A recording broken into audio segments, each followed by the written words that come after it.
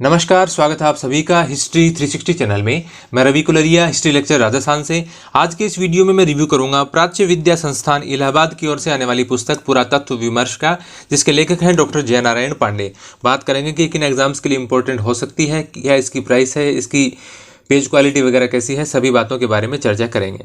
Price की बात करें तो 350 रुपये इसका MRP है। मैंने इसको ऑनलाइन ही खरीदा था, तब मुझे लगभग 360-70 रुपये के आसपास से मिली थी डिलीवरी चार्जेस के सहित। ऑफलाइन निश्चित रूप से ये सस्ती मिलेगी, तो आपको ऑफलाइन ट्राई करना चाहिए। और क्योंकि बहुत से स्थानों पर ये मिलती नहीं है, इसलिए मुझे ऑनलाइन ही मंगवानी पड़ी। तो प्राच्य विद्या संस्थान की ये बुक का मेरे पास 2017 वाला एडिशन है। इसके बाद कोई और एडिशन मुझे तो मिला नहीं। आपको यदि इसके बारे में जानकारी हो तो आप बता सकते हैं।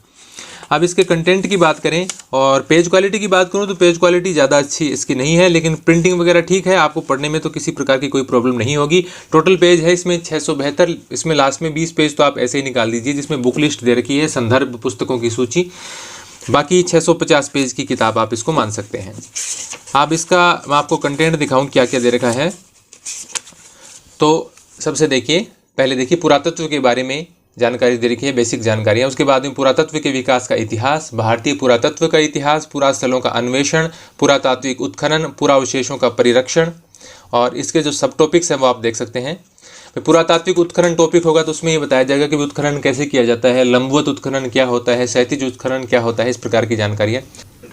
पुरातात्विक छायांकन, कालानुक्रम में वो विधियां दे रखी हैं जिसके माध्यम से पुरानी डेट्स निकाली जाती हैं, जिसमें फ्लोरीन विश्लेषण, पुष्प पराग विश्लेषण या अनुवर्ष स्तर, वृक्ष वलय, जिसमें जो पेड़ के अंदर जो वलय होती है उसके आधार पर तारीख निकाली जाती है कितना पुराना है।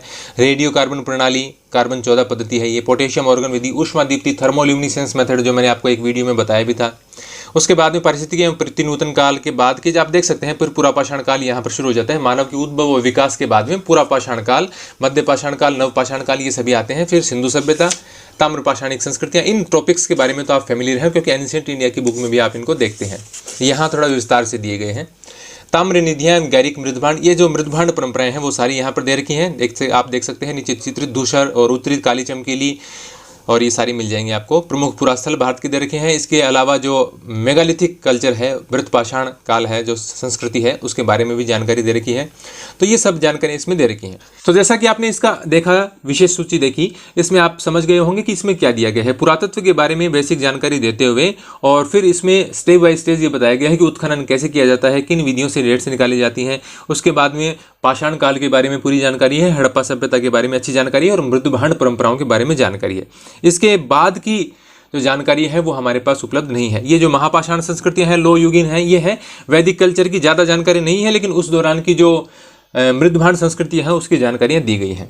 अब 650 पेज की किताब में आप पुरातत्व के बारे में इतना पढ़कर, या तो आपको कोई विशेष कोई इस प्रकार का MA में आपका कोई विषय हो, या आप रिसर्च कर रहे हो, तो आपके लिए काम की हो सकती है। यदि आप ये सोचते हैं कि आप PGT की तैयारी के लिए या नेट JRF के लिए, असिस्टेंट प्रोफेसर की तैयारी के लिए, UPSC वगैरह के लिए इस प्रकार की बुक आपके लिए जरूरी है, तो बिल्कुल जरूरी नहीं है। हालांकि चीज़ें समझने के लिए बहुत अच्छी बुक है। मानव का उद्भव और विकास कैसे हुआ, बहुत शानदार बता रखा है। पाषाण काल के बारे में समझने के लिए बहुत अच्छी पुस्तक है। लेकिन एक विद्यार्थी जो प्रतियोगी परीक्षाओं की तैयारी करता है, उसके पास इतना समय नहीं है कि सिर्फ वो पुरातत्व और पाषाण काल को समझने के लिए और मृदभांड संस्कृतियों को समझने के लिए 650 पेज की किताब पढ़े।